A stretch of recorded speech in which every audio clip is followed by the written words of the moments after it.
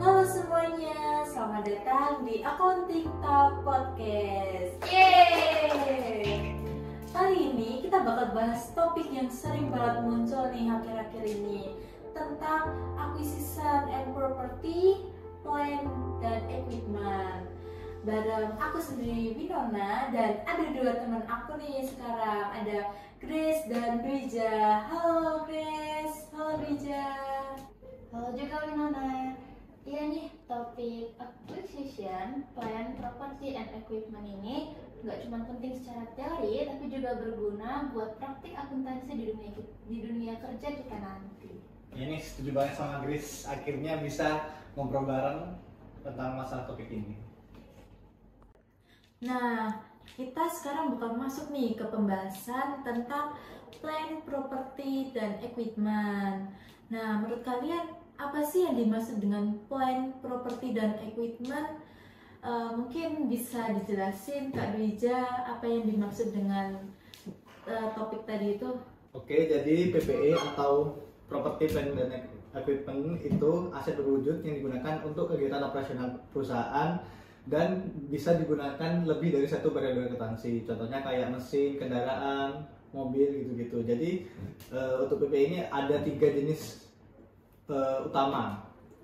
Yang pertama, asetnya jangka panjang, terus kemudian untuk kegiatan operasional dan tidak digunakan untuk dijual lagi.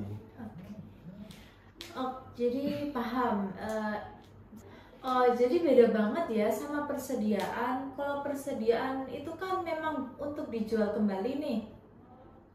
Nah, betul banget. Jadi kalau misalnya PPE itu cuma untuk kegiatan operasional perusahaan aja, kayak transportasi, terus produksi gitu-gitu. Oke, paham nih. Jadi PPE itu aset jangka panjang yang bantu perusahaan untuk tetap beroperasi. Nah, kalau perusahaan bangun sendiri aset seperti gedung dan pabrik itu kan membutuhkan jangka waktu yang lama nih teman-teman. Nah, itu bakal nyambung nih ke topik kita yang berikutnya. Oke nih teman-teman, kita bakal lanjut ke pembahasan berikutnya tentang borrowing cost during construction. Menurut kalian nih, apa sih yang dimaksud dengan borrowing cost during construction? Mungkin bisa dijelasin sama Kak Grace nih, apa itu yang dimaksud? Oke, jadi gini, kalau perusahaan lagi bangun aset, misalnya kayak gedung atau pabrik pakai dana pinjaman, bunga dari pinjamannya itu bisa dikapitalisasi. Artinya, itu bisa ditambahkan ke biaya asetnya. Tapi, bunga ini cuma bisa dikapitalisasi kalau memenuhi 3 syarat aja. Yang pertama, asetnya lagi dibangun. Yang kedua, pengeluaran untuk asetnya sedang berjalan.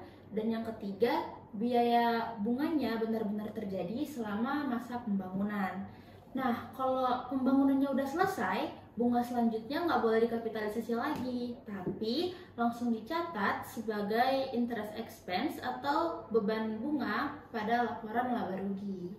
Oh gitu, jadi tujuannya biar total biaya pembangunan aset ini benar-benar mencerminkan semua pengeluarannya, termasuk bunganya juga gitu. Iya Kak, bener banget. Jadi tujuannya itu sesuai sama matching principle. Jadi biaya dan manfaat ekonominya saling nyambung di periode yang sama. Wah, seru banget ya pembahasan hari ini. Jadi bisa disimpulkan nih teman-teman, dari podcast hari ini ada 3 kesimpulan.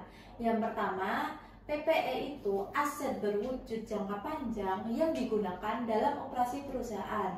Kemudian yang kedua, biaya pinjaman selama konstruksi bisa dikapitalisasi sebagai bagian dari biaya aset. Kemudian yang ketiga, penilaian PPE dilakukan berdasarkan biaya perolehan atau nilai wajar dan harus diuji penurunan nilainya jika terjadi impairment. Nah, semua itu penting supaya laporan keuangan ini menggambarkan posisi keuangan perusahaan secara akurat.